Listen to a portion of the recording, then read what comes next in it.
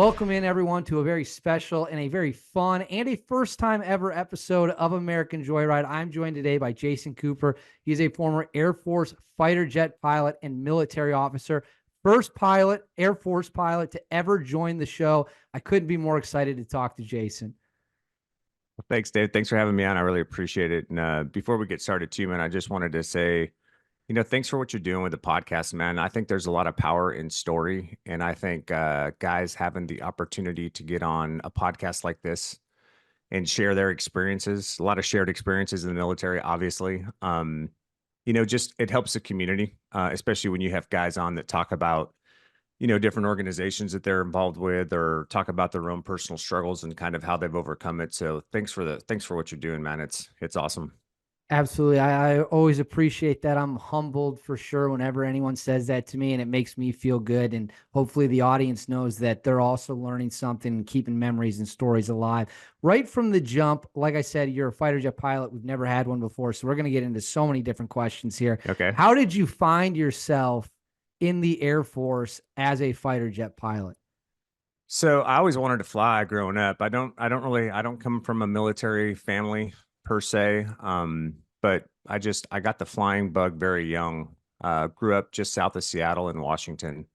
And man, I always wanted to fly. And so when I turned 15, I started taking private pilot's lessons with a guy. I actually soloed an airplane before I could legally drive a car, which is crazy, but that's the FAA's rules, I guess. And I was very fortunate because the gentleman that taught me how to fly was a retired Air Force fighter pilot. He had flown A-1 Sky Raiders in Vietnam, was a Sandy pilot, had some really cool stories of missions that he had done over in Vietnam. And he became a great mentor and almost like a second father to me. And so I kind of had a different path into the Air Force, if you will. I didn't get into the Air Force until I was 25. I had to work my way through college. But at the end of the day, I was working and I was like, I think I can live with no, but I don't think I can live with what if for the rest of my life. So I got my degree, went to the recruiter, had really lucky timing because they had done a big drawdown after Gulf War. And then standard military, right? They cut with an axe instead of with a scalpel. And so they were short pilots. And so there was a whole bunch of pilot slots opened up. So I went to the recruiter and I said, "Hey, I want to fly." And he goes, "Yeah, so does everybody else." And I'm like, "Well, I'm not signing paperwork unless there's a pilot slot attached to it." So he goes, "Well, let's get you tested up." So I went and took the AFOQT, the Air Force Officer Qualification Test. Did really well and ended up going to officer training school in May of 1998 with a follow-on to pilot training. This is a question I honestly have no idea what the answer to is. What's that pipeline look like when you're like, I want to fly fighter jets? How long does the training take? How rigorous is the training? And what's the attrition rate? What percentage of guys who actually put their hand up and say they're going to do it make it when it's all said and done? It varies. So I'm not quite sure if it's structured. I mean, it's structured basically the same now. I don't know if the timelines are the same, but when I went through, pilot training was a year long, and you did your first 6 months in the T-37, which was a twin engine jet aircraft. And then from after, so pilot training is a pressure cooker, man, because you're graded and judged on everything every day. Everything you do in the airplane, we'd have stand-ups every morning where they would pick students and they'd give you an emergency procedure and you had to go through the checklist correctly and do all the right steps. And so you're evaluated every day and they keep score and everybody's racked and stacked from, I had 32 guys in my class, so 1 to 32. And at the end of T-37s, you, based on your stat rack and stack, and if you score high enough and you want to go to heavies or bombers, you can put that on your dream sheet. And then they just kind of go, well, this is how many fighter slots we have. This is how many bomber/heavy slots we have. And they just go, number one, what's he want? Number two, what's he want? And they go down the list. And then if you get selected for fighters, then you track to T-38s. If you track to heavies and bombers, you go to the T-1, which is kind of like a little Learjet thing. So I did really well in tweets, tracked to T-38s. I was actually lucky because I got selected when I was at officer training school. I had orders to go to Vance Air Force Base, which is a pilot training base in Oklahoma.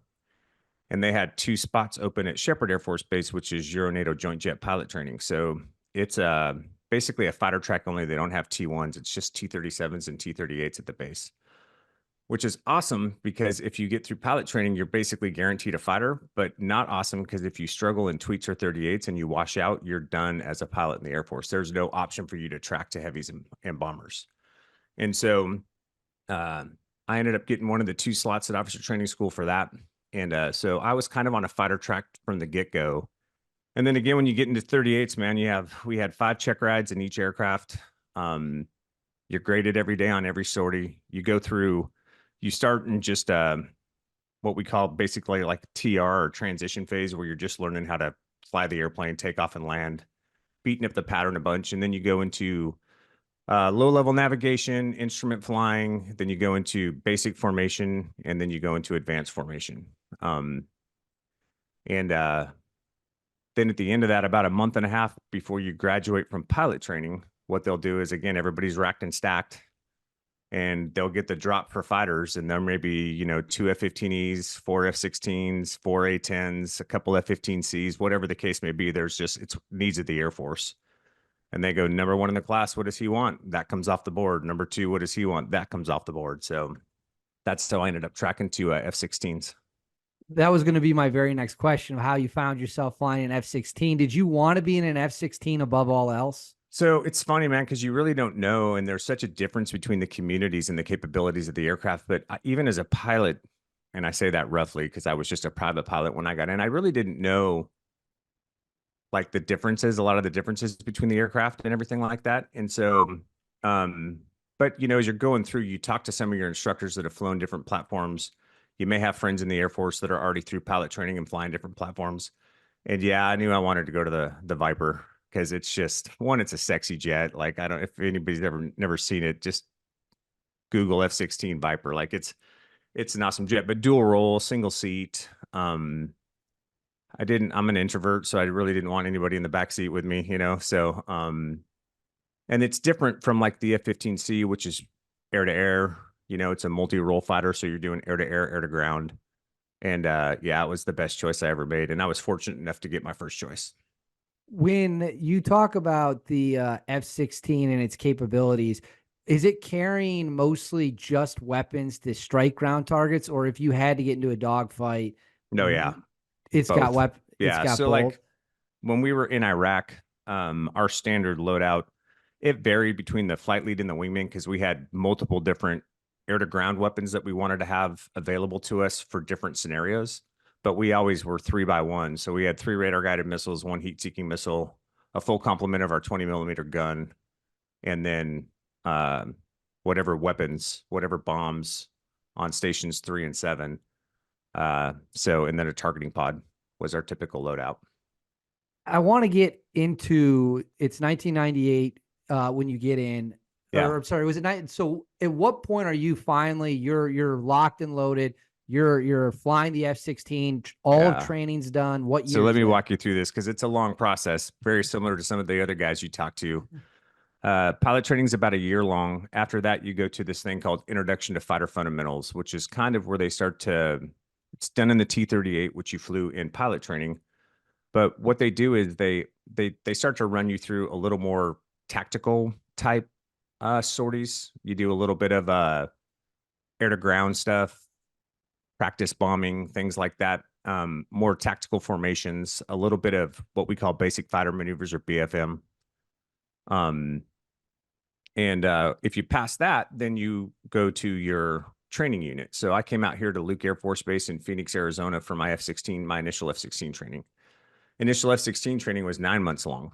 And that's, from TR phase where you're just learning how to fly the aircraft all the way through all the different air-to-air phases. So basic fighter maneuvers, air combat maneuvering, air combat training, to air to ground and low level. And then it ends with a large force employment exercise. Once you get done with that, you get assigned to your first unit. My first unit was in Korea. I was at Kunsan Air Base in Korea remote for a year. And when you get to your first ops unit, if it's stateside or in one of the European theaters, or if it's not on a remote like Korea, it usually takes guys about maybe 2.5 to 3 months to go through their mission qualification training process. It's usually about, it depends on what the mission set is that they fly, because we can talk about this too, but there's varied mission sets within the F-16 community. So somewhere between like 10 and 15 sorties that the guys actually fly before they have their first mission check ride. And it's not until you have that mission check ride that you're actually fully mission qualified to go to combat as a wingman. So all in all, depending on the airframe, because the airframe timelines are a little bit vary in the your initial training in like a Strike Eagle or a Viper or an F-22. All in all, though, about 2 to 2.5 years before you're actually blessed to go to combat.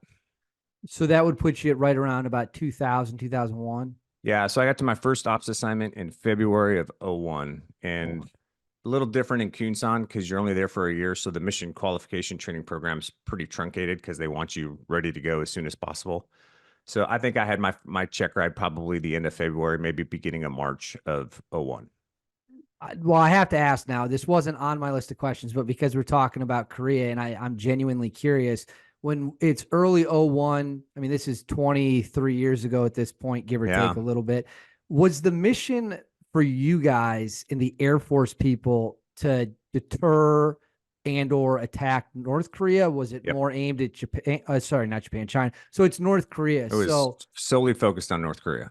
and in your assessment at that time, if a war had broken out in 2001 between North Korea and South Korea in the US, what would that have looked like? I mean, North Korea, the problem with the North Korea issue is just they have so much artillery and stuff, and the proximity of Seoul to the DMZ and to a lot of South Korea, is all in range of that stuff. Their capabilities are fairly limited, honestly. Like from an air-to-air standpoint, it would have been fun. I'd have been an ace in a day, man. I mean, we would we would have been crushing things over there. But large army, not very capable, but they've got a lot of people to throw at the problem, pretty brainwashed. So they're probably going to fight for a while. I have no doubt that if that thing were ever to kick off, that South Korea with the United States would have no problem winning that campaign.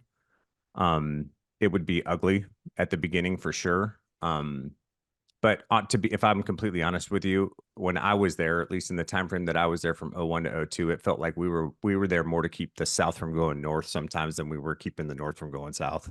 Really? That's Yeah. fascinating. I've never heard anyone say the stat that you always hear get thrown around about North Korea's Air Force is their pilots average something like 20 hours a year. Maybe. Yeah, maybe. And they're Yeah. flying planes that are 50, 60, Oh, they're 70 so years old. Like the majority of their aircraft are what we call teenagers. They're the MiG, like, 15, 17, 19, 21. They've got a couple of MiG 29s, but nothing. I mean, it would be, especially with the stealth capabilities we have now, man, it wouldn't even be fair. That's fascinating. I could talk about the North Korean topic for hours on end, just because that by itself is just absolutely crazy. But I want to talk about Operation Northern Watch because it's not something I know a lot about. I know that the younger viewers of this podcast also almost certainly don't have any clue about it.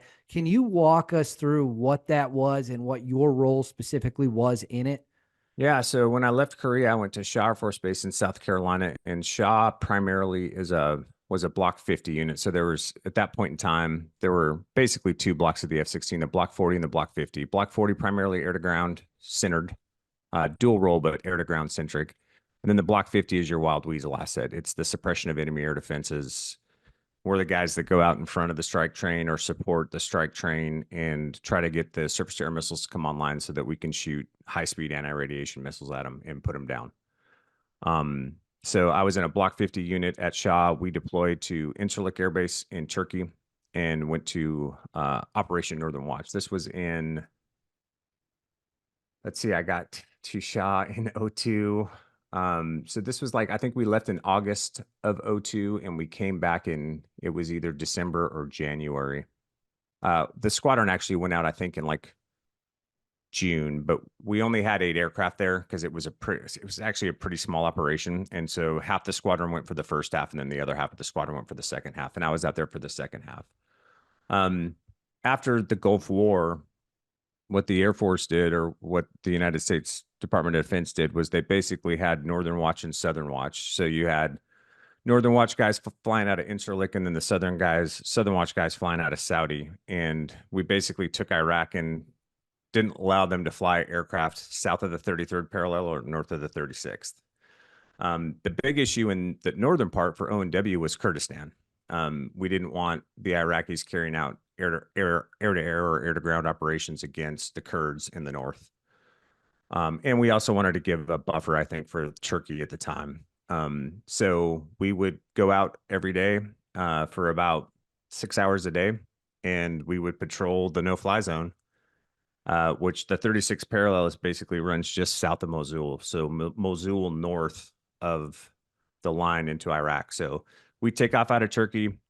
We'd basically hug the Syrian border, go out to a tanker location that was just in the north part of, or just across the border in Turkey. We'd hit the tanker, and then we'd push in for our what we call a vulnerability period. And during that operation, this is obviously pre the second war with Iraq in 03. During any point of this no-fly zone, did we ever end up striking any Iraqi planes? No, well, yeah. So I know in Southern Watch in the 90s, there was, in fact, I can tell you a story from my time at Balad Air Base in Iraq, where I flew with the 3-star CFAC, who's famous for shooting down an Iraqi aircraft when he was patrolling the skies of Southern Watch in an F-16. And so they would launch aircraft, and they would come up and bump the border every once in a while. So our package typically consisted of F-15Cs that were doing air superiority. You had us that were there to do suppression of enemy air defense, because the Iraqis would still roll out SA-2s and SA-3s into the northern part of the country, but they'd always park them by mosques or schools or things like that. And then they'd try to light us up and things like that, knowing that we wouldn't strike them. And then we had British Jaguars, and the Jaguars at that time were primarily doing recce runs. They were doing reconnaissance runs over that northern part of Iraq, most of the time in the Mosul area, looking for different things, but kind of all over that northern portion, north of the 36th. And then we had I don't know if you're familiar with Rivet Joint, but Rivet Joint is just a big collections platform that we fly, and we had the Brits version of Rivet Joint, call sign Merlin, there with us as well. And so that was basically what the package was every day. And we'd go in, and we were basically there to do suppression and then to back up for any potential air threat. And what are the Iraqis flying at this time? I imagine similar to maybe the North Koreans have like really old school MiGs. Yeah, the Iraqis had MiG-23s, MiG-27s, MiG-29s. I think they had a few Foxbats, maybe MiG-25s. So they had a spattering of different Russian-made aircraft. And did you at any time get nervous that this no-fly zone operation was going to turn into like a really hot shooting situation where the Iraqis were like, oh, we'll test it. We'll put some of these surface-to-air missiles. We'll fly to the border, but we're not actually going to try to go in there and do anything. I mean, we wished they would, honestly. Like, nobody ever wants to play with us, man. So it's kind of frustrating because nobody really ever wants to play an air-to-air game with us. But no, not really. I mean, we get shot at most days, but it was always AAA. I remember my very first sortie going in to northern Iraq. We had these little spots on the ground that we had little designators for. There was this one place that was a bunch of like this huge orchard farm. We called it the Farms. And I was running in doing seed support for the Jaguars on their recce run. And dude, it's really like the movies. Like the movies actually get it pretty close. Like all these popcorn puffs just start popping up all over the sky. Most of it's unguided. They'd hear something and they'd start shooting. A couple of times the RJ, our Merlin would say, they would use the different reference points. They had, there's a big dam north of Mosul. We called it Saddam Dam. And they had AAA pieces lined up all across that thing. So anytime you were flying over that, you'd always look down. Was that was that Haditha Dam? Yeah, I think so. And we called it Saddam Dam, but I remember one day I was flying. The Jags were going in a route, and I hear on the radio, I hear Saddam Dam firing, and I look out the jet on my right side, and I've got a AAA explosion that's about 3,000 feet behind me and about 3,000 feet below me that's following me. And then right after that, they called Saddam damn eyes on, which means that they had basically intercepted their communications, that they were actually visual with an aircraft. And I'm pretty sure it was me that day. So I just started to do a weave so that they wouldn't be able to see me at altitude anymore. And we just kept going. That's incredible. That's absolutely incredible. This is why I like doing this, because this is history I've never heard. This is history that a lot of the audience has never heard. Yeah. And yeah, this no fly zone. And like you said, they didn't want to test you. It's just not fair. The technology gap. I mean, and now we're 20 plus years Yeah. past that. I can only imagine. We'll get into that a little bit later. I want to walk it back, because you said this started in early 2002, or you got to Shaw in 2002. When 9/11 happens, Yeah. are you in South Korea when I'm 9/11 in happens? Korea. Yeah. So, right. First jet hits the tower on September 11th at like what, 8:30 in the morning or something like Yep. that. Well, it's like 9:30 at night, same day in Korea. And I was actually taking off to fly an NVG sortie, a night sortie that night. And we blasted off. We were cruising out to the airspace. And all of a sudden on guard, we get a all Kunsan aircraft RTB, which is called a recall, right? So they're recalling us all back to base. And we all kind of have question marks over our canopy because we're like, the weather wasn't that bad. So sometimes they would call us back if the weather was getting bad, because we didn't have a lot of divert options. Because the only other Air Force base up there is Osan, which is north of where Kunsan is. So sometimes if Osan was going down and then there were thunderstorms were moving towards Kunsan, they'd call us back. But we get recalled, and it's not a weather recall. We're not sure what's going on. So we come back to the base, we land. I jump out of the jet, and I look at my crew chief, and I'm like, dude, what's going on? And he goes, yeah, he's like, some airplane hit the World Trade Center.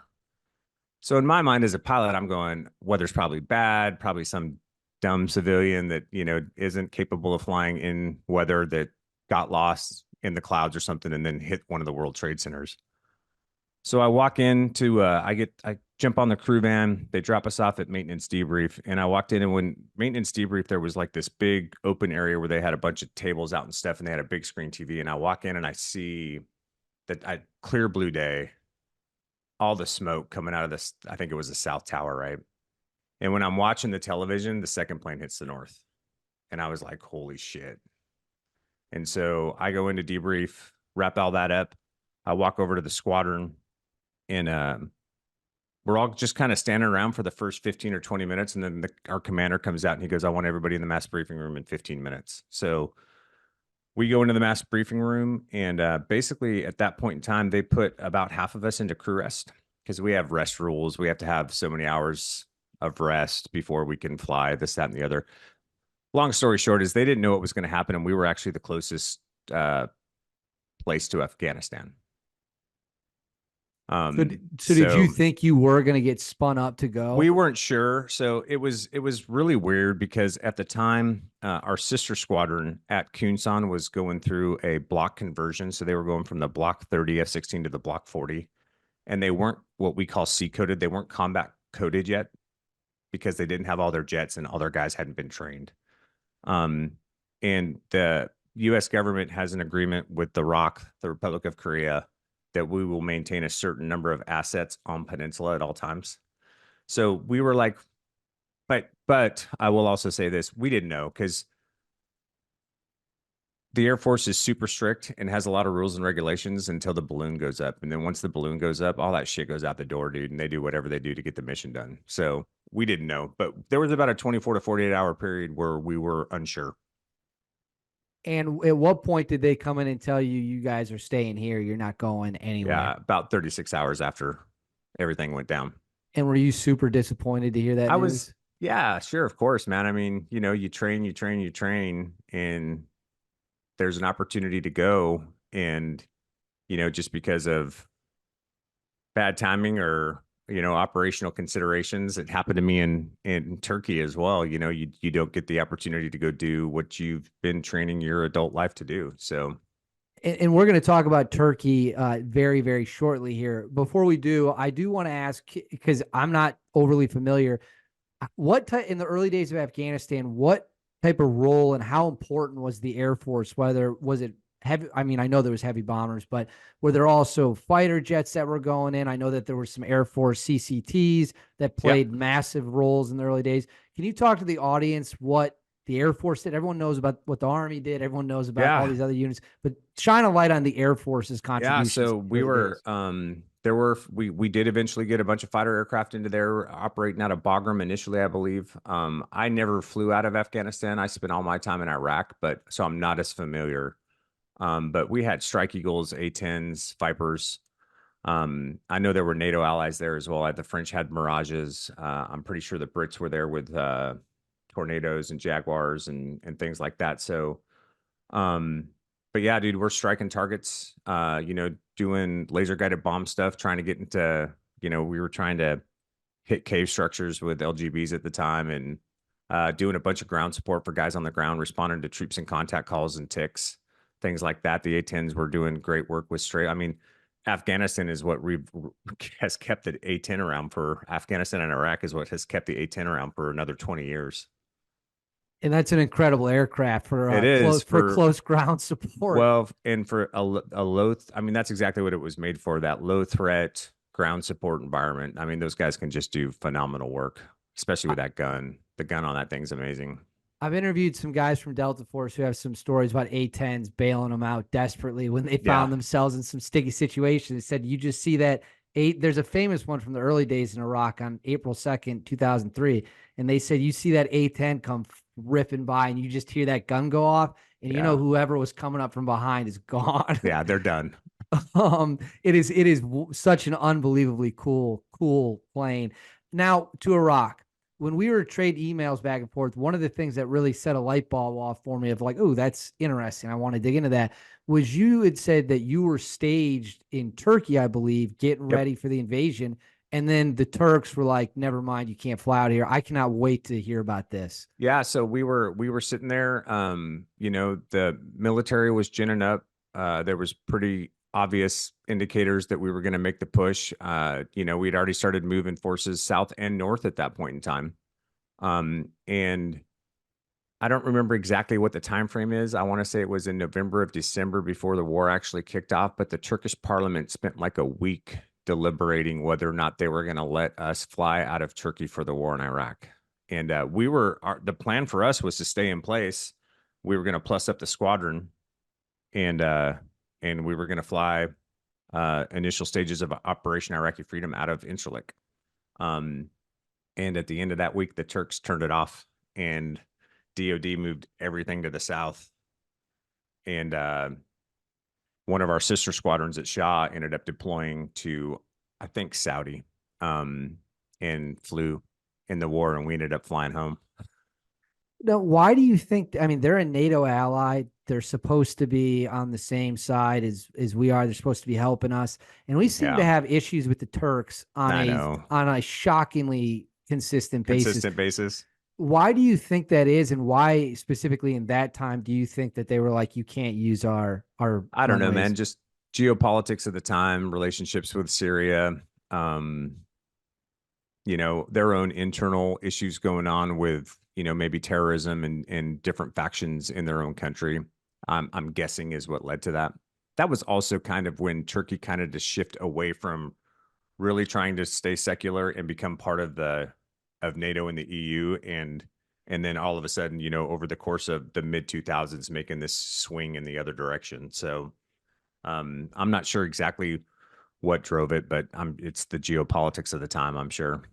Yeah, I mean, now Erdogan's, it just seems like we constantly have issues with the Turks. We But do. let's fast forward, or not fast forward, but when you think you're going, before you end up flying back, what were kind of the briefings like in the sense of what were you expecting in terms of resistance for the air campaign? Did the Iraqis, did they have any kind of advanced defenses? Were they able to get any planes in the air? Oh What yeah. were you expecting when Yeah. you had I gotten in mean, there? we expected them to be a capable military. They had aircraft, they had pilots, they had surface air missile systems. Most of their stuff was older, so what we would call single digit SAMs, the SA2s, 3s, 6s, that range for surface to air missiles. And we were ready to go, man. I mean, I was like, as a seed guy, like I'm ready. Let's go take down the IADS, which is the integrated air defense system, and crush it so that the strikers, all the guys dropping bombs, can go in and service their targets and everybody comes home. So we were excited. We were ready for it. Intel had their assessments as to what their capabilities would be. Those are usually those guys are awesome and they do the best work they can, but it's as good as the information in. It's usually about 50-50 as to where the surface to air missile sites are really going to be or how many aircraft they're going to generate. And then as we saw, once the war kicked off, most of their pilots flew to other countries like a day or so before, or they launched and flew into Syria or Iran because they didn't want to fight. And I think we probably had the IADs taken down in about 3 days. So it didn't take us long. I've never heard that before. So days before the invasion starts, Yeah. when the Iraqis find out that they're going to get invaded, their pilots just get in their planes, take off, and just see Yeah. you Some later, of them, Saddam. You're on your yep. own. A bunch of them went to Syria and Iran. So, yeah, they didn't. I mean, again, it's unfortunate for us because nobody ever wants to really play that true air to air. And I'll tell you that one of the differences between us and everybody else is just the level of integration that we can bring to a fight. It's it's impressive what we can actually do from both an air to air and like a continuous spectrum air to air and air to ground engagement.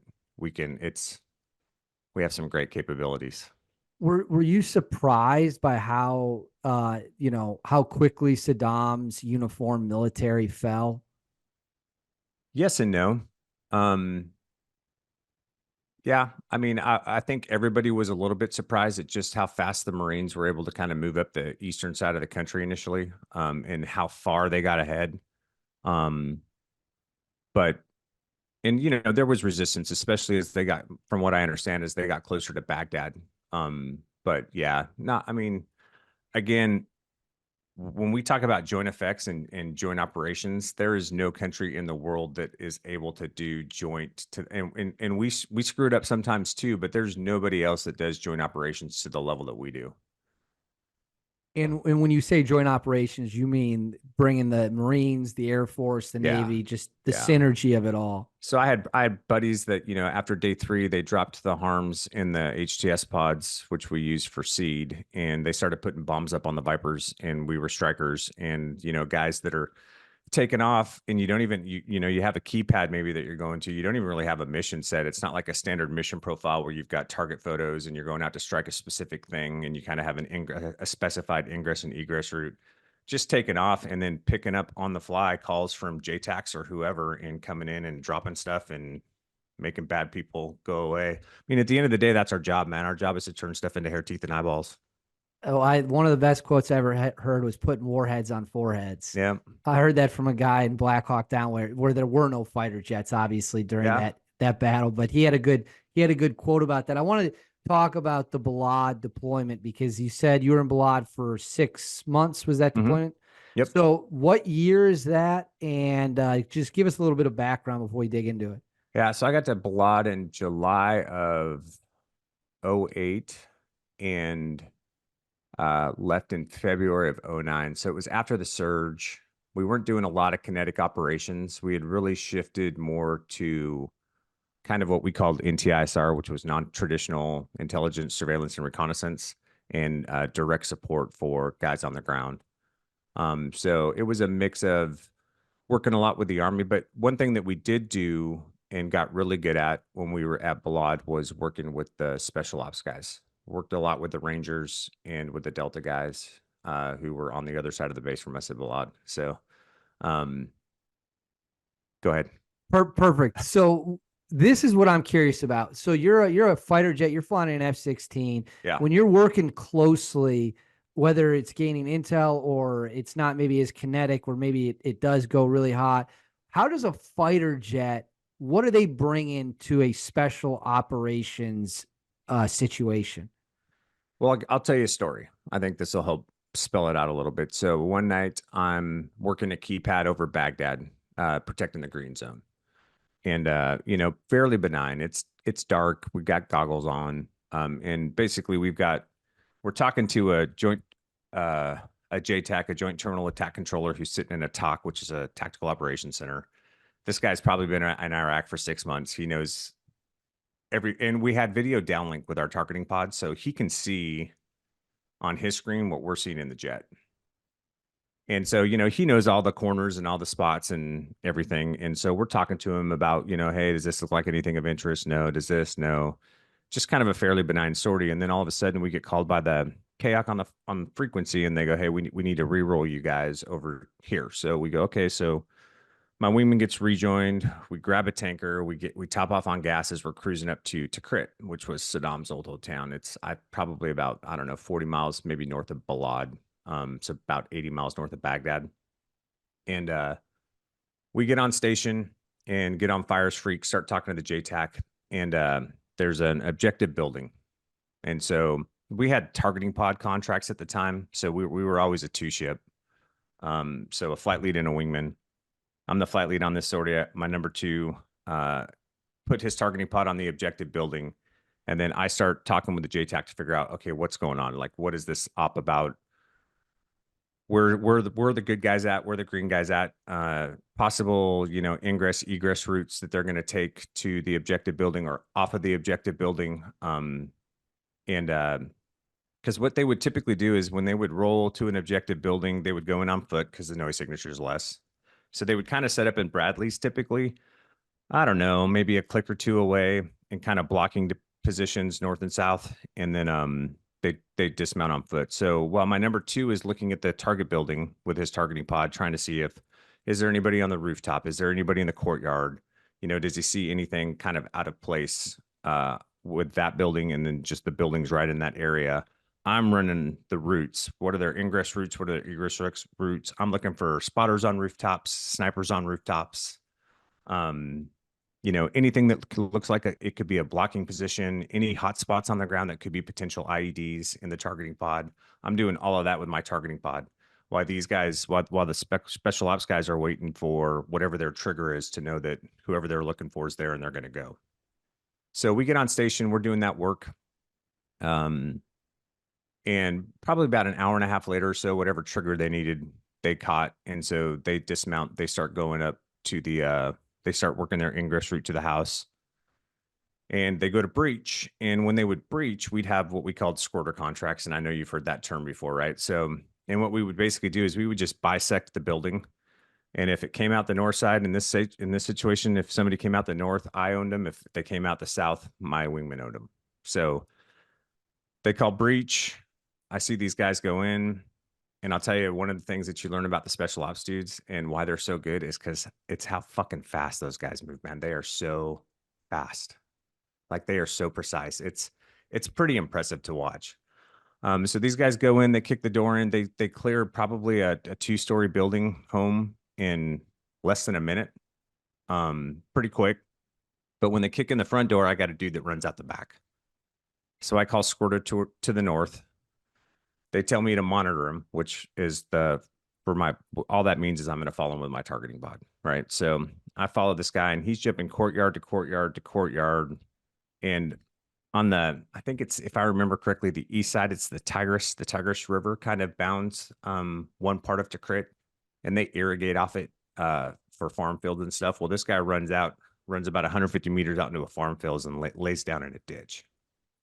So once they clear the house, they're like, all right, walk us to the squirter. So I'm bouncing my targeting pod back and forth between where this guy's laying down in a ditch and the 5-man team that's walking out to go get him. And I'm like, all right. Can they see, when you say you're bouncing your targeting pod, are they able to see that on like? No. Oh, okay. Nope. So I'm just moving it back and forth because I'm like telling them, all right, turn left, turn right. Okay, you guys are going to hit a field. Okay, he's 60 meters off your nose. He's 30 meters off your nose. He's 20 meters off your nose. And they're like, okay, sparkle. Well, we had on the sniper targeting pod, we had a IR pointer.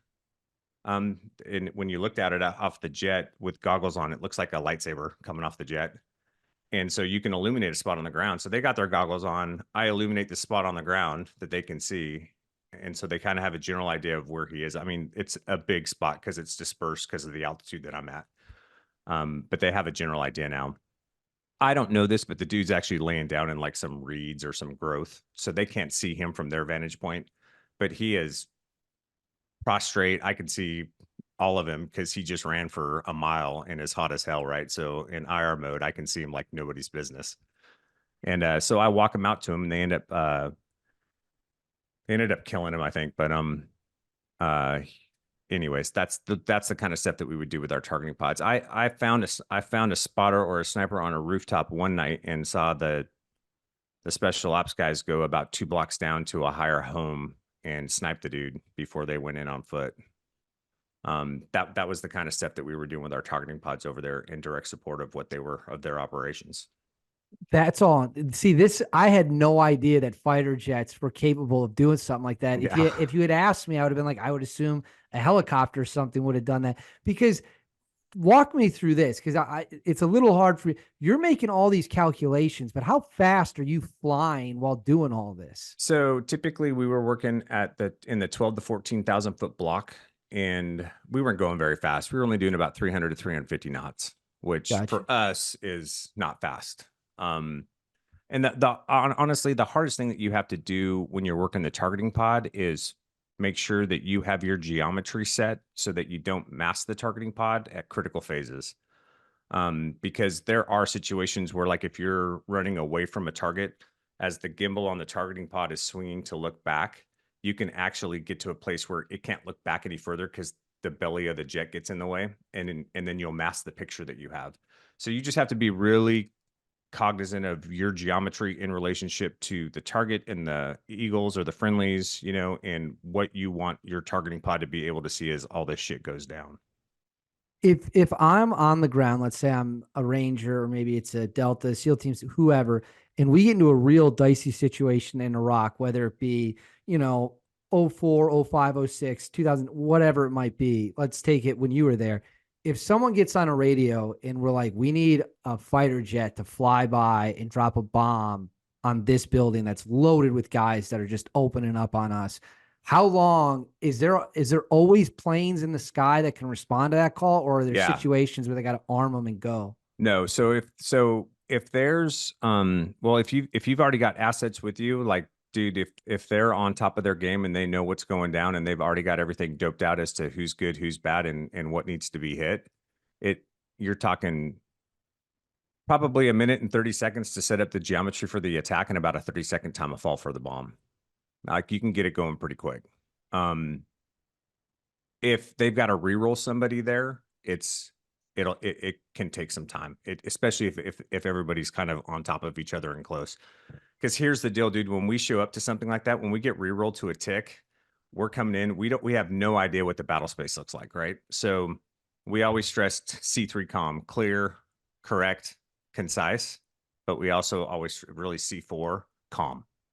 Like, you're the dude that has to show up and bring a level on the fire streak that brings it down a touch, because you can't just start slinging bombs, man. When you're dropping a 500-pound laser guided bomb or GPS guided munition, it's got a frag pattern of about a half a mile. And so when you get on station, you have got to be able to dope out and know in your heart of hearts who's good, who's bad, what are the ranges, and what weapon is going to be the most suitable to service what the guys on the ground need with the least possible opportunity of hurting any of the good guys, right? So there's a lot of things that you have to kind of be thinking about and considering. And then once you get all that doped out, then it's really just setting up for the attack and making shit go away. When you talk about, setting up for the attack, making shit go away, but let's wind it back a little bit. Let's say it's not a troops in contact. Zarqawi, the famous scumbag terrorist, Yeah. they dropped a couple bombs that Yeah. ultimately led to his death. When a situation like that comes, like we're going to go up to this compound, we have the most high value target in the country in it. Is a situation where it's like, look, these are the rules of engagement. We know he's in this building. We're just going to fly by it. We're going to drop the bombs and we're going to get out there, and the ground teams are going to come in and they're going to look at the rubble. How's that work? Yeah, so I'm sure that those guys probably the guys that were dropping on that sortie had a pre-planned mission. So when they got to the squadron that day, all their mission materials were already built for them. They knew they had photos of the target building. They knew exactly they had Cat 1 coordinates that they were. I'm assuming they dropped GPS weapons. I'm not sure. I think it was a GBU-38 or two. So, and then you're going to go and yeah, you're just going to, they probably have maybe a TOT window. I don't know if there was discussion on the Fires Freak beforehand, as to, they probably have a time over target window where they're actually, because like, dude, we can be specific enough to have the bomb hit at a specific second in time. That's how good we can be. And so I don't know if they had to wait for ground forces to kind of get their act together and be ready to go after they, but anyways, yeah, that's how it would go down. You'd have a pre-planned, what we would call a DPI, desired point of impact. You'd already have the weaponeering done to know how many you're going to drop and how you're like what tactic you're going to use to execute that, whether it's both jets dropping, one jet dropping, two and then two. Depends on the effects you want, right? So like if you're going to hit a building, but then you're not going to hit it with something that's going to take everything down in the building and the building down, then you may go with a 10-second delay where you have one guy drop, and then when guys start running, the next bomb hits, and now you get more soft pudgies involved in the in the effects. You know what I mean? So there's all kinds of ways to break it down depending on what the desired effect is. Got it. Does that make sense? I don't know Yeah. if that made No, sense or no, not. that made sense. I'm captivated by absolutely all this. I believe in one of your emails, you said that you'd been shot at, or you remember the first time you'd been shot at. Did I read that correctly? Yeah, So what year was that? And what were that the was O&W. Yeah, 2002 by AAA. Oh, okay, okay. So, Yeah, is that the story where you said you looked back and yeah, you could see what was coming? When yeah. you before you started flying the evasive or so they couldn't see you, what's the adrenaline spike like, or is there an adrenaline spike when you look over your shoulder and you're like, oh shit, they're shooting at us? There really isn't. Like I remember the first time that I got shot at, I got mad more than anything else. Like, there is a little bit of adrenaline spike, don't get me wrong, but I mean, we train to this stuff every day. And so you get very good and you get consistency in, if then that. And so you're just reacting to it real time. It's probably no different than a lot of the operators that you've talked to, right? When you're in the shit, you're just reacting to it real time. You're just doing the work to get it done, to get to do whatever the mission requires.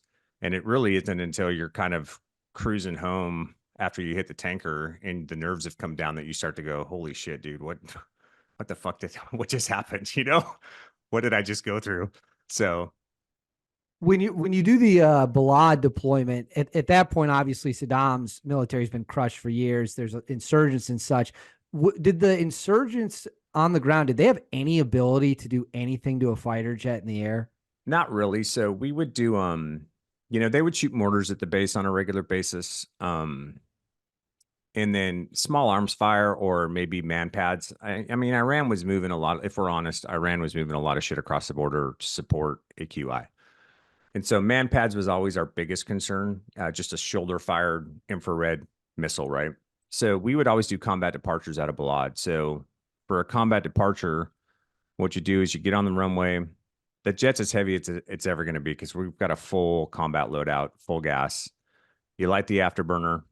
Once you get off the ground, you get the gear up, you stay about 50 feet off the runway. And when you hit the fence line, in the F-16, you were typically doing about 500 knots, which is moving pretty good, 600 miles an hour.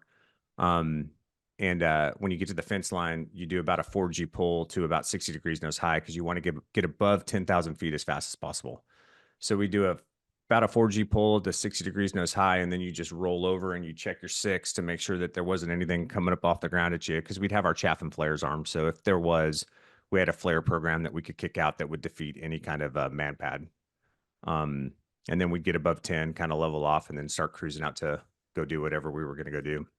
If someone fires a man pad at you or they fire any kind of shoulder fired weapon at the plane you're in, do you return fire on that, or do you tell the people on the ground where it came from and they'll go get them?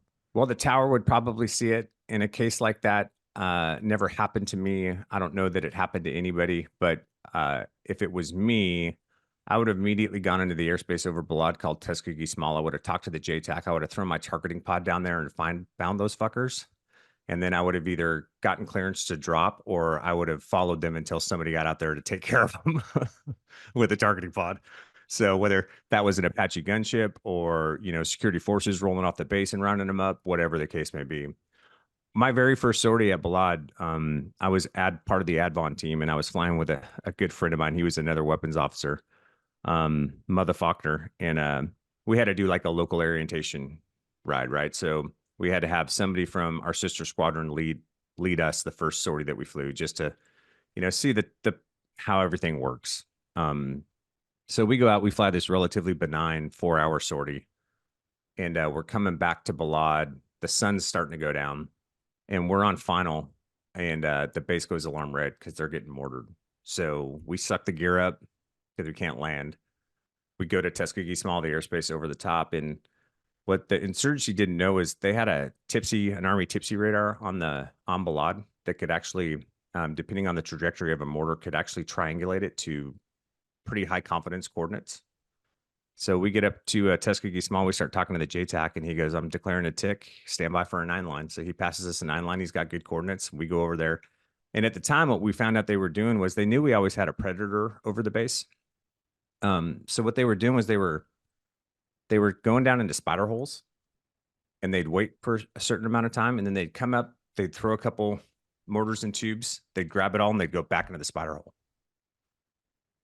Well, in the F-16, we had the joint programmable fuse, so we could change the delay on the fuse of the bomb from the cockpit.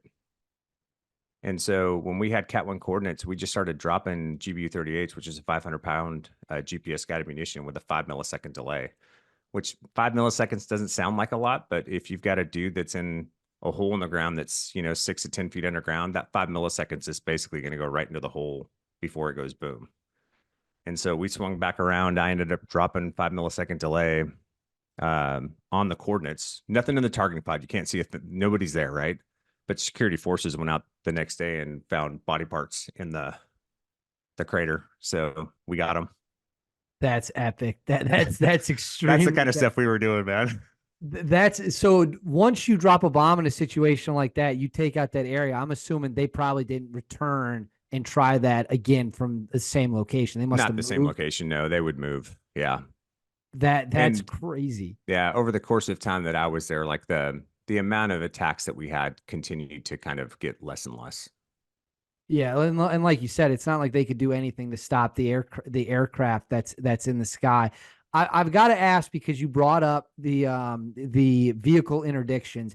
Yeah. Same thing is so when I think of I'm a sucker for the old like helmet cam videos that you see floating around Reddit where the guys will come in on the helicopters and they'll cut off a car and they'll either just shoot the guys or they'll do really high speed stuff. I get how a helicopter works into that because they're coming right up to the ground, they're blocking, getting into blocking positions. Fighter jets, though, when you think fighter jets vehicle interdiction, how is a fighter jet's role in that situation? Again, we're basically direct support. So we're there if I think things go sideways really bad. And in those situations, I mean, the chance of it going bad with the number of like tier 1 level operators that you have doing this thing are probably pretty low. But if it did go bad, we're there with bigger bombs, right? So they always had little birds in support. And the little birds were actually FAC qualified. They were forward air controllers, so they owned our bombs once they got on station. But we were there to do show of force. I mean, there's a lot you can do without blowing a ton of stuff up too, right? Strafe is a great way to scare bad guys on the ground. In the F-16, you're not going to kill a lot with strafe. It's 20 millimeter cannon. It's really made for air to air. It's not like the 30 millimeter gun on the A-10, right? Plus we're moving a lot faster in our like the beauty of the A-10 is they can get really steep because they're going so slow. And the steeper you are, the less mill dispersion you get. So the tighter the pattern is of the rounds that you're firing on a certain location on the ground. We're doing 500 knots at 30 degrees nose low. And so our mill dispersion is a little bit bigger. But guys start having rounds go off around them, even if they're not supersonic when they're getting there. They're going to think twice, right? It's going to get their heads down. It's going to allow blue guys to retrograde, to set up defensive positions, whatever they need to do. So there's a bunch of things that we can bring to the fight that helps in those situations. But really, I mean, if I'm honest with you, like it was really the targeting pod work, right? So I did several vehicle interdiction support operations with, I think it was the Delta guys, while I was over there. And so here's an example. One day I'm on the east side of Iraq, probably 20 miles, kind of the northeast portion of Iraq, a lot of farmland out there, about 20 miles from the Iranian border. And we're watching, my wingman and I show up. We probably circled this. There was a little farmhouse with 3 vehicles in front of it, and the center vehicle was the target vehicle. We probably spun for 3.5 hours going back and forth to the tanker watching these 3 cars. And we would fly at a range in a profile where they wouldn't hear us. They couldn't see us, wouldn't hear us, just so we never burned the target. And then sure enough, 3 dudes come walking out of the house eventually, and they get in this center vehicle. So on the fires frequency, I go, target vehicles on the move. The operators are probably 2 miles away at a FOB, forward operating base, and they load up into Blackhawks and the 2 little birds, and they start trucking to intercept this thing. And so while they're doing that, I'm telling them, hey, he's headed south. Here's his coordinates. I'm updating coordinates, direction of travel, all this stuff. And then eventually, once they kind of caught up with the vehicle, once they got within about a mile of the vehicle, then I go quiet on fires.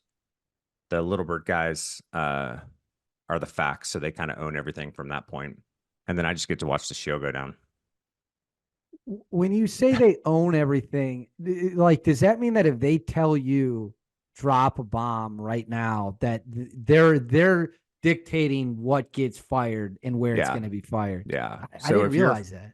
Yeah. If you're a forward air controller, then you basically own everybody's bombs. So it's your responsibility to deconflict everybody and to deconflict the fires. I was a FAC as well on the F-16. It's your responsibility to deconflict the aircraft from running into each other, to deconflict the effects and the fires. But you're basically the one that's going to pass the 9 line and give the approval for release to drop. But you're still hitting the button. It's not like they can remotely control. Nope. They're not remotely controlling anything. They're just telling me what they want me to do, and then I'm executing it for them. Got it. You also, and I can't wait to dig into this story. You saw an Apache smoke some insurgents, correct? Please unpackage this one. Yeah, the Apache guys are awesome. And this is part of that joint integration, right, that I was talking about to a certain extent. Although, Iraq is low threat for us anyways. Not the guys on the ground, but a much more lower threat environment, and it's not like the big war going on. But I was over Baghdad one night doing some targeting pod work around the green zone. And I'm running along north side of the green zone there. I can't remember if I think it's is it the Euphrates that cuts through there, or I don't remember. One of the rivers cuts through there. And I see these 3 dudes on the north side of the bank of the river, and they're doing something. So I start watching them. I'm talking to the JTAC about what I'm seeing in the targeting pod. And then all of a sudden you see these like cylindrical tubes go up. And I'm like, dude, I'm pretty sure they're setting up mortar tubes to strike at the green zone. And so the JTAC and I talk about it. I'm getting excited because I think, all right, man, I'm going to get to slay these guys, No, because it's, again, the kinetic operations, they didn't want to drop big bombs, especially in, Baghdad at that time. So they end up bringing an Apache in, and this Apache rolls in on these 3 dudes and just tore them to pieces. You'll love to hear it. Yeah. And I'm just, sitting there I got the grandstand view, just watching it all go down in the targeting pod. So I talked to the Apache guys a little bit, dropped them coordinates, let them know kind of their orientation, what was around it, because when they took off, I don't remember where they came out of. It might have even been the green zone. When they rolled over, like, their vantage point is much different than mine, right? So I try to I'm trying to find funneling features to help them get to, and obviously the ability to pass coordinates makes it super easy because they can just put that coordinate into a steer point in their system and just drive towards it. So yeah, that's the kind of stuff that we were doing with the targeting pods over there. I assume, but I got to ask, do fighter jet pilots and helicopter pilots have pretty much a great mutual respect for each other? I always had great respect for the helicopter guys, man. I mean, they're in a much higher threat environment than we ever were. And, the mission in some respects is similar. Obviously they're more tied to direct ground support than we are to a certain extent. That's what they do day in, day out. Like CAS is close air support is a very small subset of what I did as an F-16 guy. There was a lot of other missions that I was trained in, and that are probably more valuable to like the long-term peer competitor war we would ever go into than close air support. But yeah, I always had great respect for those guys. That's awesome. I've only interviewed a handful of helicopter guys. The unit, they were both from the same unit. What's the top level helicopter unit? The 160th. The 160th Yeah, the SOAR. Night Yeah. Stalkers. Yeah. One of them flew a Chinook, and the other one flew the Little Bird. Dude, you see some of those videos of those dudes with those Chinooks up against the side of mountains and stuff. That it's impressive what they do. It really is. Like it's crazy. I would never fly anything that has to beat air into submission to fly. It's just not my. Do you, other than the time that you remember getting shot at, the first time you remember getting shot at, were there any super close calls during your career where you're like, whoa, that one got a bit dicey? Um, not really, not outside of some training incidents that happened here and there. There were a couple of times in Iraq where we did like a show of force pass. I remember one night, I don't remember where we were. Might have been Basra, and the JTAC wanted us to do a show of force. And dude, I don't know if you would know the difference between low illumination and high illumination, but so if the moon's out, there's a millilux. I'm not going to bore you with it.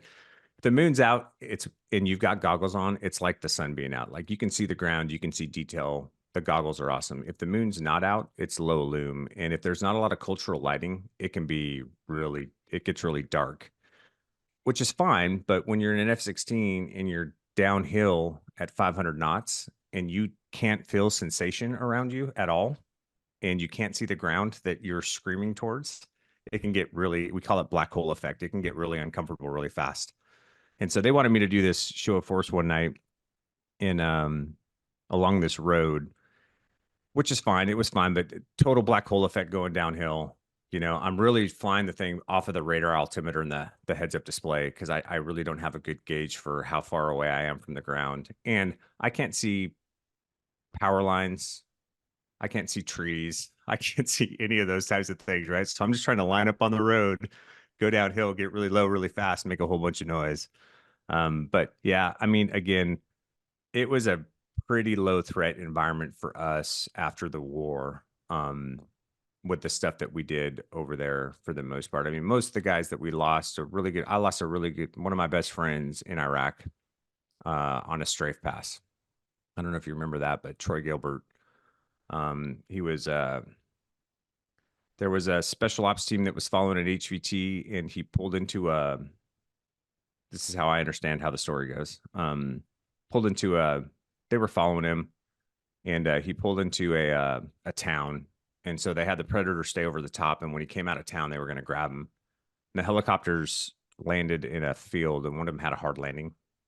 And so they had to go back and get another helicopter. And while the guys were on the ground, they started taking pretty heavy fire. They were out in the open. So Troy and his two ship got rolled over to support those guys. Pretty sure his wingman dropped a GBU-12 on a building that they were starting to take mortar fire from, and which is a laser guided bomb. And then Troy, they had technical vehicles, and what they were doing is they were running in, taking shots, and then blending back in with civilian population and kind of running a daisy chain. So Troy had seen one of the vehicles, did a strafe pass, missed it, swung back around, did a second strafe pass, and he hit the ground in his recovery. So which took all the heat off the Delta guys because now all the insurgents were running over towards the crashed airplane, and it was really bad, man. They took his body. He didn't come back from Iraq for like 12 years before they finally got the rest of him back. When we buried him in Arlington the first time, it was just some scalping, I think a little bit of brain matter that they had found on the HUD, the heads up display, to verify that by DNA that it was him. And then a couple years later, they recovered some bones from his feet, and then they had kept him as a trophy, basically. I've never heard this before. What Yeah. year did this happen in? I think it was, oh, let me think. Let me think about this. It was '07, November 27th, 2007, I believe, was when And it and happened. and then so you said we didn't get his remain. The United States didn't get his remains back for 12 years. How I think it was did 12 they years. how'd they Yeah. eventually go about getting it back? I don't know, man. The operators, I got to meet some of the guys that were on the ground that day. And they were, they obviously felt, a big desire to find him.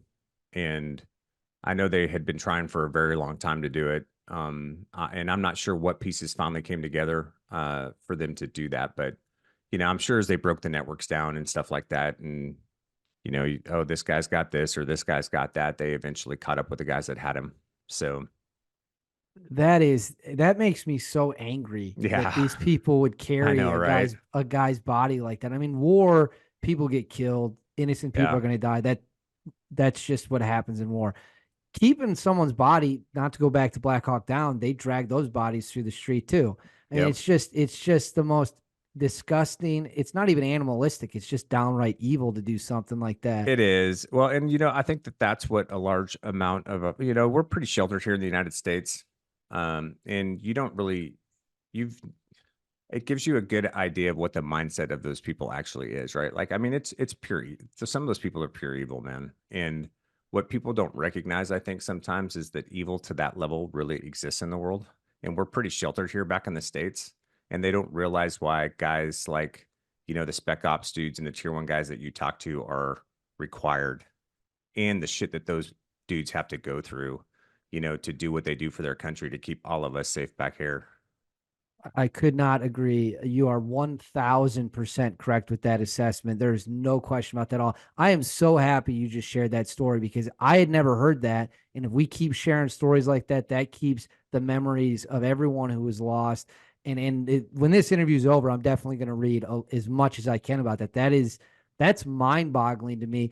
On that point, though, if a pilot goes down, I know that we have pararescue guys, the PJs from the Air Force are maybe the most underrated special Yeah, operations team. probably, right? They don't get They're any love. badass, dude. They're unbelievably They are. badass. If a pilot goes down or you're going down, what's the protocol for something like that? Is there a QRF that's on standby? I mean, how quickly is it going to take for people to start flooding to an area? It depends, in a low intensity conflict, after the war, when we were doing stuff in Iraq and Afghanistan, I think there were probably always QRFs at different locations that were on standby. We always had two jets at Balad that were on alert for if they needed jets and couldn't get someone there fast enough. We had an 8-minute contract with the KAOK to from the time the klaxon went off to be airborne. So, uh, so for us though, I actually have a friend who punched out. He was in Operation Iraqi Freedom and actually had to punch out during the war, the initial war effort. Um, and he was on the ground for about 4.5 hours before the CSAR assets got to him. Could you So, imagine? Well, do you know how? I mean, has he ever told you like how was he super scared when that was going yeah. on? So, well, it's a funny story, right? Because we're pilots. So, what had happened was in the F-16, there's a little fuel selector um, knob that's on the front console, kind of down by your knee, and it's how we check how much fuel's in our external tanks, in the wings, in the reservoir, all that stuff. Well, it's got a switch in the F-16. Everything goes to norm, right? So because there's a switch that's normal. If you left that switch outside of norm for an extended period of time, if you had fuel in the external wing tanks, it would trap that fuel. So it'll actually start to feed from the wings first, and then that fuel that's in the wing tanks becomes unusable. Well, he had been flying several sorties for several days. They were tired, and they were on their way to the tanker, and he realized that he had had that switch out of place for a while. And so he went to check and realized that he did not have nearly as much gas as he thought he did. So he is, no kidding, about to get on the tanker. He's in what we would call pre-contact position, which is just after the boom, getting ready to go up to get plugged when the motor flamed out. And the 135 guys, they have a toboggan maneuver that they'll do where they push over, and they try to match airspeeds, and he tried to move in underneath them while they were pushing over to see if they could get the jet plugged and actually get gas back in it so he could relight the motor. And it didn't work. So he ended up having to punch out.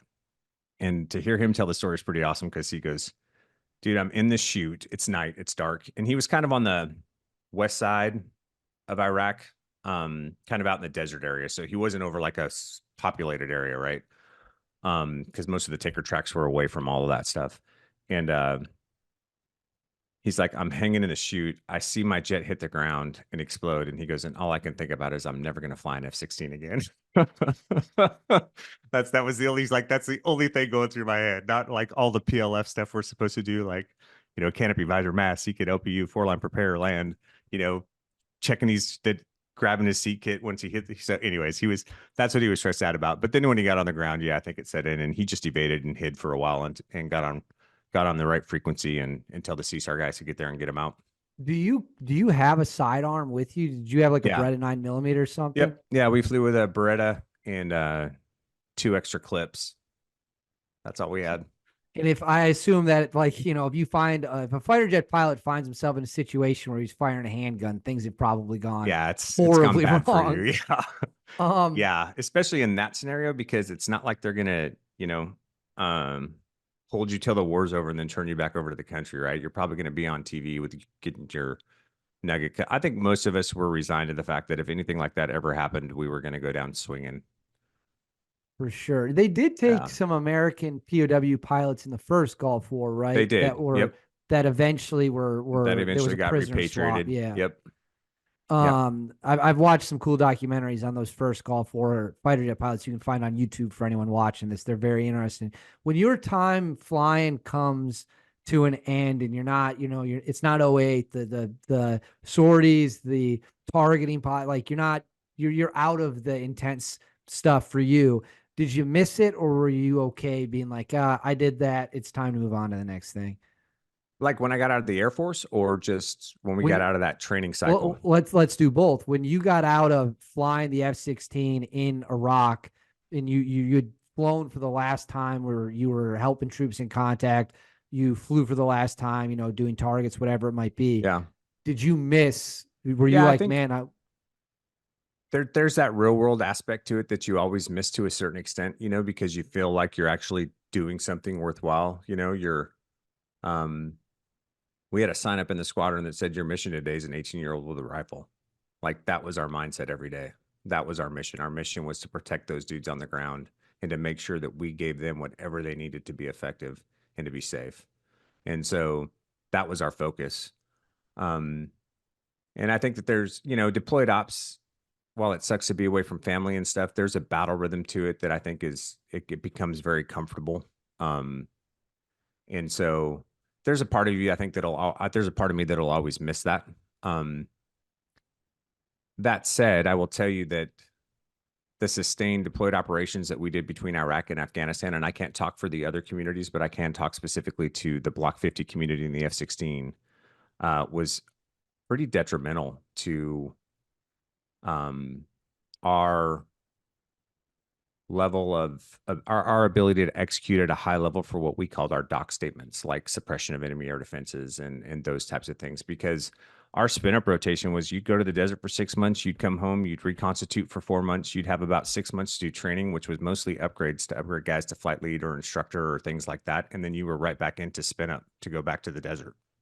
And so it was so CAS centric focused for so long in NTISR, and we got really good at it, and we got some really good tactics out of it, and contracts with the targeting pod and how to do a lot of different things that we had never really been exposed to before. But it was at the detriment and a little bit of a degradation to what we would really need, what we're really there to do from like a bigger war, peer competitor perspective, if that makes sense, because so much of our training time was going towards Iraq and Afghanistan. It does. And that is going to lead us here very shortly into a next segue of questions. But before that, when you left the Air Force, what was that feeling like? Man, it it was a dream come true. I wouldn't do anything different. The fact that a guy like me who was told that there would be no math was lucky enough to be able to fly an F-16 for, basically 17 years. Had over 2,500 hours. Um, it was awesome, man. It was very rewarding.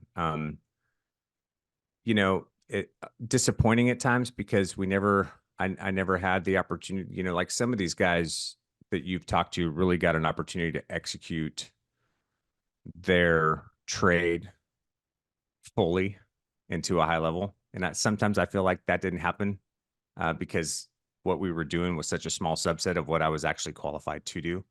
But yeah, I wouldn't trade anything for the world. It was a wonderful airplane. The community was phenomenal. The guys that I had around me were top notch. It was awesome, man. A lot of guys talk about when they get out, there's a period where they kind of don't know what to do with their life, where they kind of feel like they lose a little bit of their purpose. Did you experience anything like that? Or when you got out, you're like, you know what?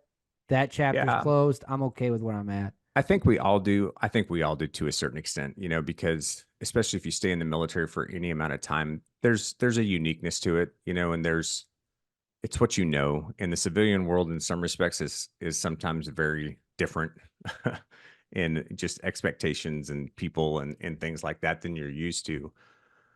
But to talk frankly about it, I think one thing that I always tried to be mindful of, and I wasn't always good at it, but I think I got better at it the older I got, was I never, while I was Cass Cooper, an F-16 pilot, that wasn't, I'm still Jason Cooper, the person, right? So I tried to never let my identity get completely consumed by the fact that I was some big quote unquote badass fighter pilot, right?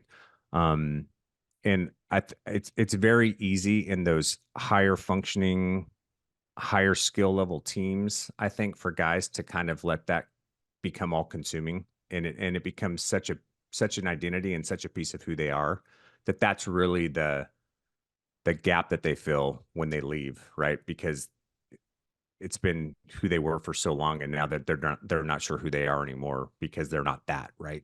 And so I tried to fight that, not let my ego get too big, and try to stay humble and approachable but credible in the airplane, and recognize that, yeah, I was an F-16 pilot, but I'm also a father. I'm also just a dude. And so the transition was probably a little bit easier for me because as a pilot, I just could go fly other things, which is what I do now. So there was kind of a pretty clear delineation, or at least path available to me. Probably like there are on the contractor side for some of the other guys that you talk to that have specialties. But yeah, I think we And, all feel that to a certain extent. and are you flying commercially now? Yeah. Nice. Are you able to say, if you want to, can you say what Yeah, I'm airline you not going fly? to say. Yeah, but Yeah. I fly for a major airline. Nice. I might be one of the few people alive who actually enjoys getting on an airplane and flying. I know Yeah. everyone complains when they got to go to the airport and then they got to sit up plane. I genuinely, I don't have a bad time. I always enjoy it. Yeah. But that's just me. I want to ask you some current events, and kind of what the Air Force plays into it now. And obviously, we always hear a lot on the news, especially recently. China's flying fighter jets into Taiwanese airspace constantly. They just had a massive exercise where they openly admitted they were wargaming an invasion. Obviously, Russia's got the war in Ukraine. The Iranians are up to all sorts of things. How, you as an expert on the topic of air power, the average American probably has no idea. They might hear people say that the Chinese are just as good or they're very close, or the Russians have this or that. What's the actual real world gap of what America can do when it comes to bringing air power to a war and what China, Russia, or Iran can do?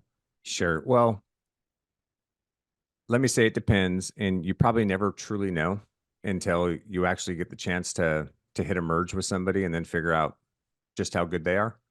Um, Russia and China obviously have very capable aircraft, right? And I think one of the issues that we have sometimes is we focus on the capabilities of the airframe, right?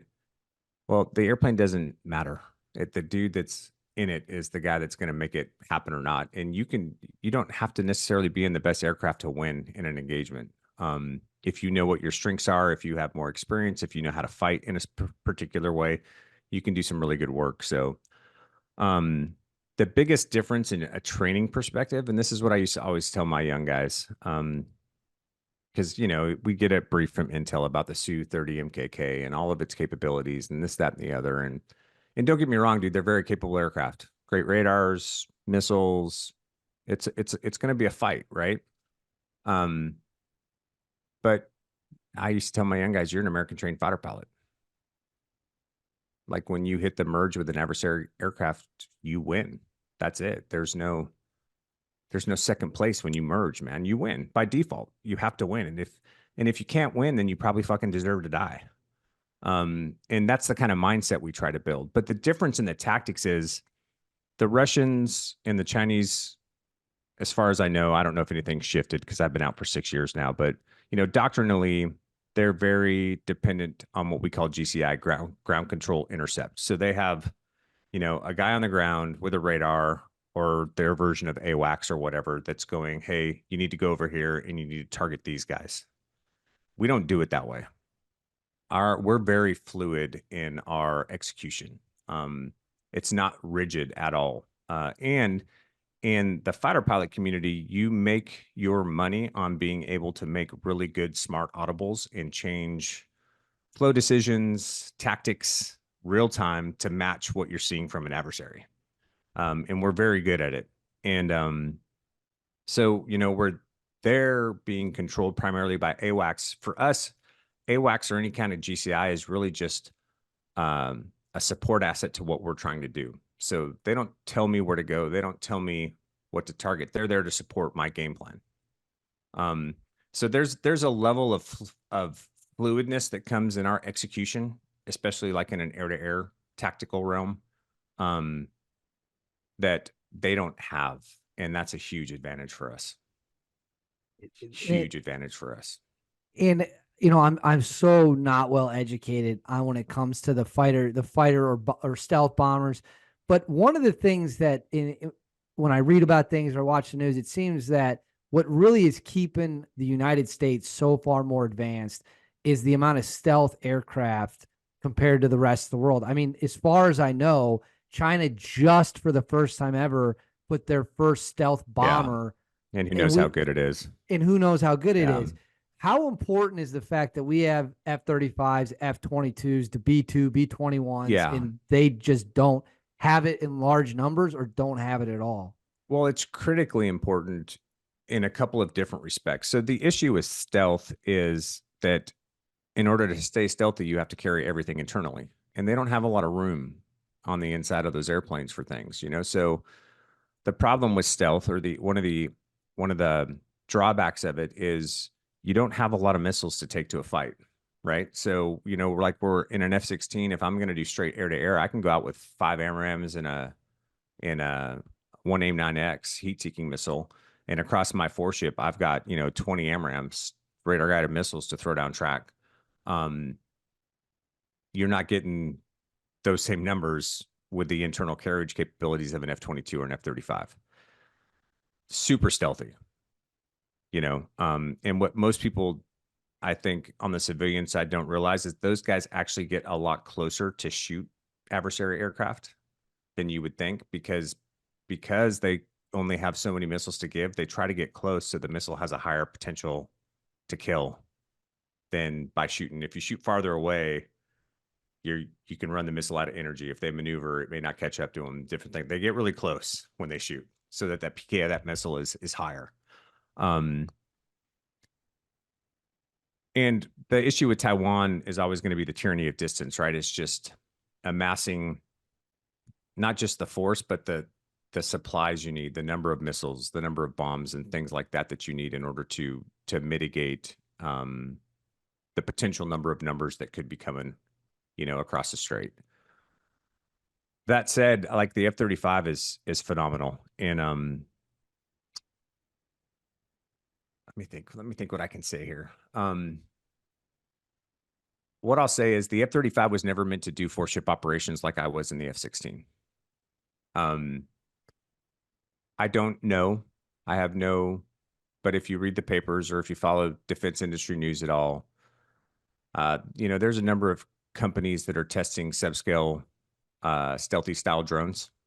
And my I was guess gonna is, just gonna ask yeah. you about And my that. guess is here's how you solve the internal carry problem, right? Is you now, instead of a four ship of F-35s out there defending a lane for Taiwan, you've got a four ship of F-35s that each has 4 subscale drones that are carrying 6 AMRAAMs, right? And now your AMRAAM problem is solved because now, across a 4 ship, you have 100 plus missiles to send downrange. And the F-35 radar and the link capability that it has is so good that it's just going to feed targeting data to those things. And I don't think they're there yet. It's probably, still 5, 7, 8, I don't know how many years down the road, but I think that that's eventually what they're going to get to. I know that when they put the B-21 Raider on display 6 months ago or whatever, when Boeing did the big unveiling, one of the things they talked about, which blew my mind, and again, it probably won't blow yours. You might already even know it, but they said that that plane, Boeing says that that plane can fly over a battle space. It can scan all the information about where the enemy is, where their submarines are if they have them, and it can shoot that information in a nanosecond to Yep. everyone who needs it. And Yeah. essentially, even if it never drops a bomb, it's capable of transmitting essentially a real time map of everything they need to know. That level of technology to me is just mind blowing. And Yeah. Well, it's so cool. what most people don't realize is the F-35 is very similar in the sense that aircraft has sensors all over it, and it has an ability to do some of those types of things as well, without getting into the weeds about what it can and can't do. Right. Um, but yeah, I mean, it's been a focus of the Air Force for a long time, and the buzzword, at least it was when I was in, with sensor fusion. They're trying to get a way to have all these sensors kind of bring everything together and then fuse a solid battle space picture together that we can be reactive to. So yeah. What do you think the United States has to do in order to make sure that that technological edge when it comes to air power, we never allow another country to come in and overtake us in that realm? Yeah. Well, I mean, I think it's hard, right? Because technology advances so rapidly now that, the gains that you may have made in the 90s with, laser guided bombs or GPS weapons don't last for 5 or 7 years now before people catch up, right? They last for 6 months or 12 months or 18 months. Um, that said, I mean, without getting into a philosophical conversation, and I'm a little bit of a dork, so I could go into the weeds on this one, but I don't know that China's ever going to be able to match our capability as far as what we can develop, because I don't think the Chinese party will ever allow the flexibility for innovation that is required to do that. That's why they steal everything, right? Like, Exactly. if you economists kind of look at economies, and this is in general terms, and I'm sorry that I'm speaking in general terms, but you have kind of an agrarian stage to an agricultural to an industrial and then to a innovative, right? So China is very much an industrial economy, uh, a manufacturing based economy, right? They've never made the jump to innovative. We made the jump to innovative in the 90s with the .com, right? So when you hear politicians going, "Oh, we need to bring manufacturing back to the United States," it's never going to happen, y'all. We that train left the station 30 years ago, right?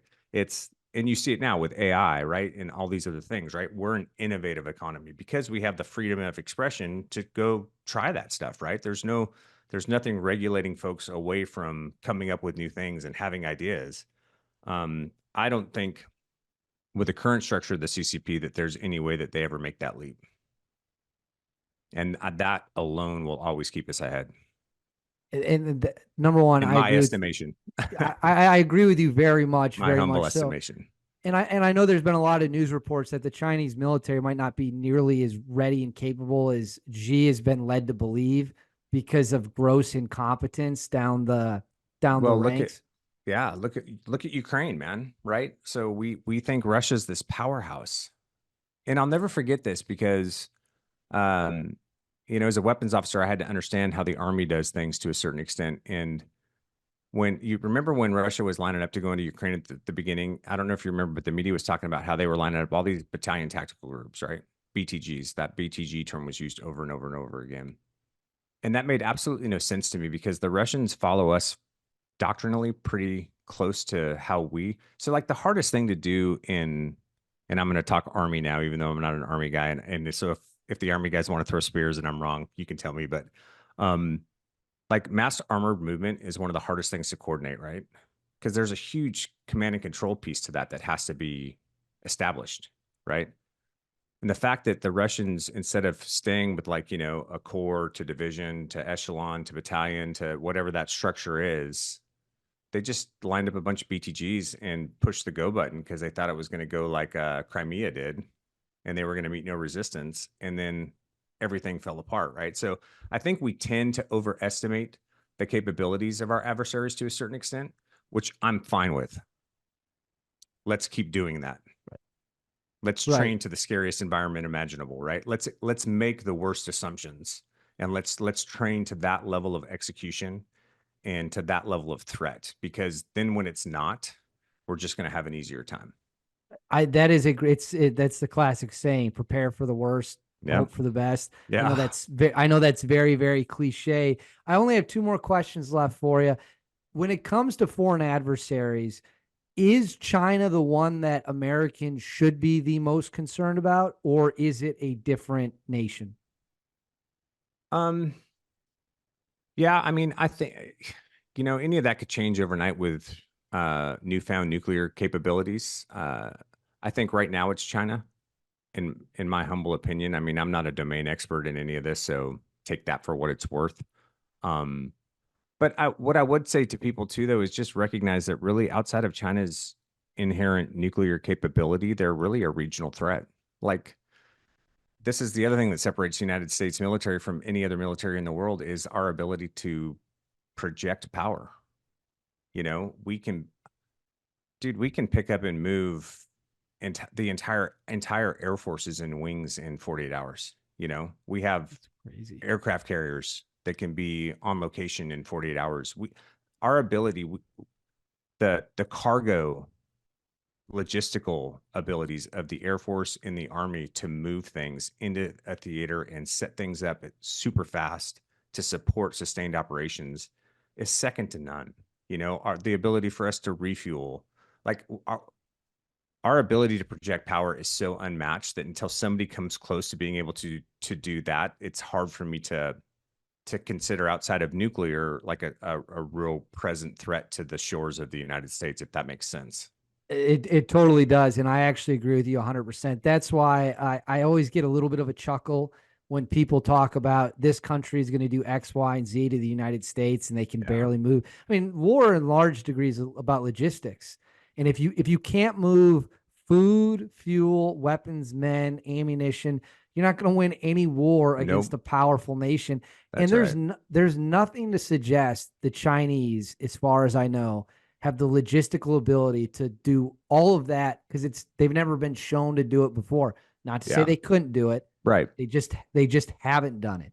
And I think they're trying to get there eventually. They've built a number of aircraft carriers over the last several years. They're trying to come up with ways to project power. But when you go back to just their standard strategy too, the 7 concentric rings and all the things that they're doing, it's all in defense of mainland, right? And so they can project power pretty well in their region, but their ability to project power globally outside of their economy or any kind of nuclear exchange, that's it. That's how they play. They play in economics and then a possible nuclear threat. But their ability to project power outside their region, I think, is pretty limited.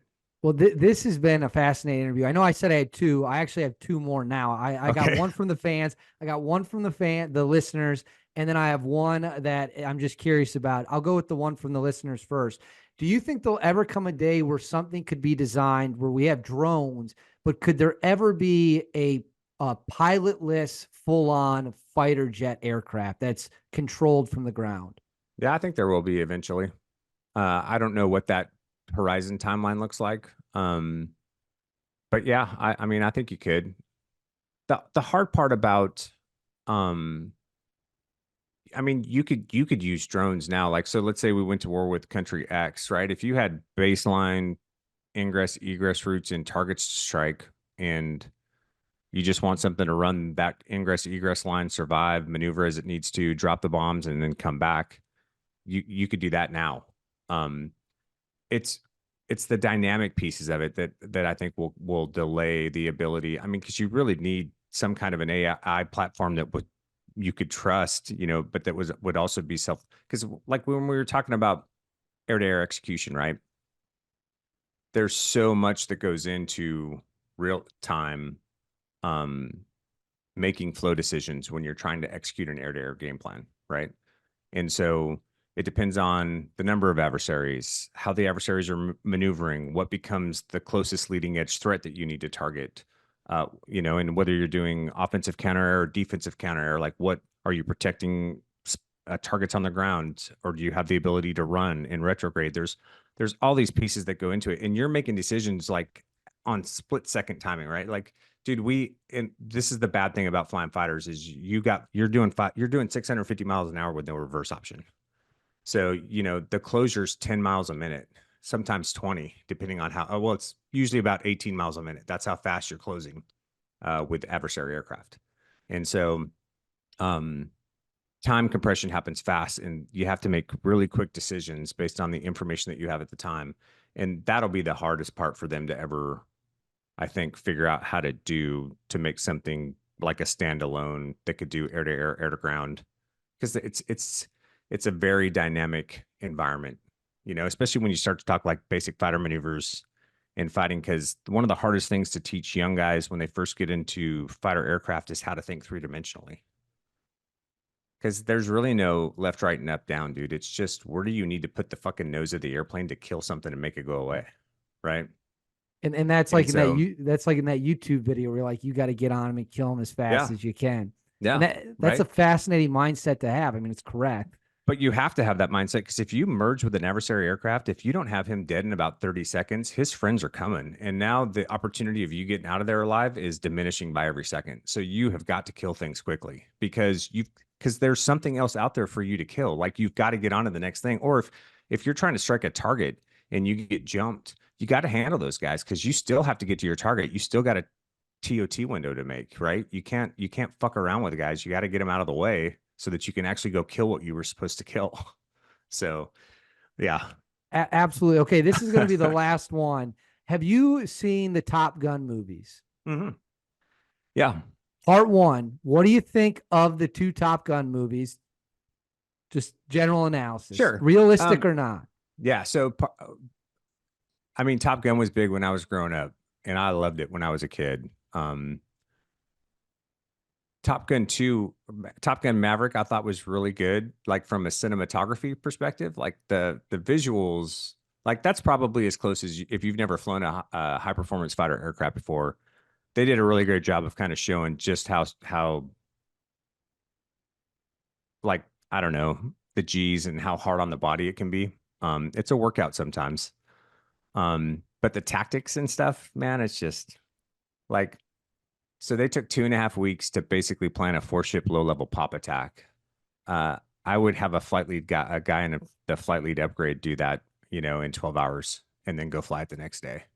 I did large force employment exercises at Nellis where we had 80 aircraft, and we would plan missions for, multiple targets, 30s, 40s, multiple adversaries, surface air missiles, seed game plan, air to air game plan, tanker game plan, comm game plan, striker game plan, deconfliction, all that stuff in 12 hours. So you got to take it, but it's Hollywood, man. I mean, it's good.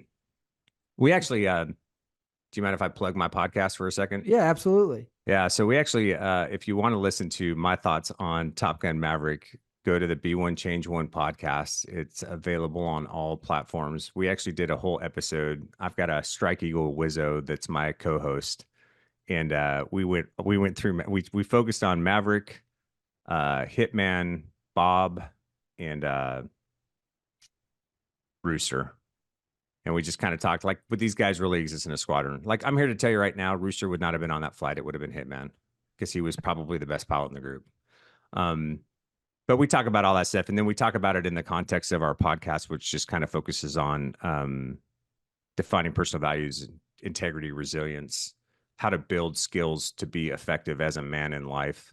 And like, so here's my critique of Maverick as an instance. Maverick's the hero, right? He's the guy that we're all supposed to emulate, but he has no respect for authority, right? He doesn't want to be responsible for any of his actions. He's a complete loner.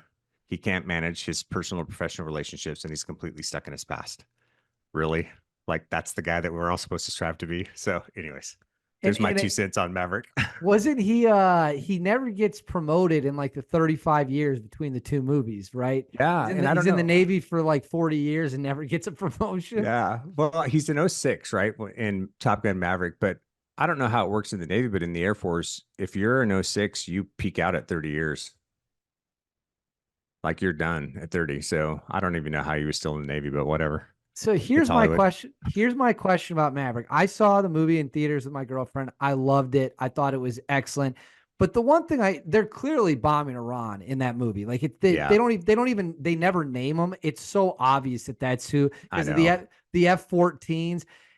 Is there, if we actually were gonna do that, bomb an Iranian nuclear site, they would not use 4 F-18s flying low to the ground, would they? No, there'd be a whole package that would go in. Yeah, that's you'd have, because there'd be a whole package. You'd have air to air. You'd have dedicated what we call OCA escort, which is air to air players, F-22s, F-15Cs. You'd have strikers, which would probably be stealth of some sort these days. It'd be F-35s. And then you'd have seed assets, your suppression assets as well, because all of those nuke sites are defended by surface-to-air missile sites, just like the movie showed. So you'd have a whole package going in there. The funniest line of that movie, what is it the Su-57? That's the Russians. I think that's what and when they're doing the plan, and the guy's like, these are 5th generation Su-57s, and we're gonna only have F-18s up there against them. I was like, what? Like, that just seems like such a weird thing to like verbally say out loud. But anyways, I had to ask your opinion on Maverick. I do like both movies. I thought Maverick was one of the best movies I'd seen in a long time. Yeah, and don't get me wrong, like, from a Hollywood cinematography perspective, that movie was top notch. As a fighter pilot, it was the tactics and some of it. Like, dude, you'd never pull 12 Gs. A Hornet will not pull more than about 7.5 Gs. You're going to rip the wings off the thing. Like, you can't, the flight control computer won't let you do it. The aircraft's not capable of it. You couldn't sustain energy long enough to pull 12 Gs in that thing. So it's those types of things are always funny to me, but it's Hollywood, and it was a great movie. And it's good entertainment. They're planning on making a third, and the rumor is, I think they are making a third, and they're bringing back pretty much the whole cast from Maverick. The rumor is that this one's going to take place somewhere in the South China Sea. That's and logically it makes sense. They already did the East. They did Iran, so yeah, they just got to go on to the next one. Anyways, Jason, I want to thank you so much for joining American Joyride. This was everything I hoped it would be and much more. And could you tell people real quick, whether it's your podcast again, social media, or website, whatever it might be, where can they find you if they really enjoyed this and they want to learn more about you? Yeah, you can find me at B1BE, the number one change, the number one.com. That's our website for the podcast. You can always message. We put stuff out on social media, mostly Instagram and Facebook. You can also find me on LinkedIn, just my name. Reach out if you have questions or anything like that. So, and thanks for having me on, man. I really appreciate it. Like I told you in the emails, I kind of felt like a boy among men coming on your podcast with all the operators you've had on, and I'm just this little lowly fighter pilot, but I appreciate the opportunity to come on and talk to you. You exceeded all expectations by an absolute ton. This has been a ton of fun. And Jason, I'll catch you later.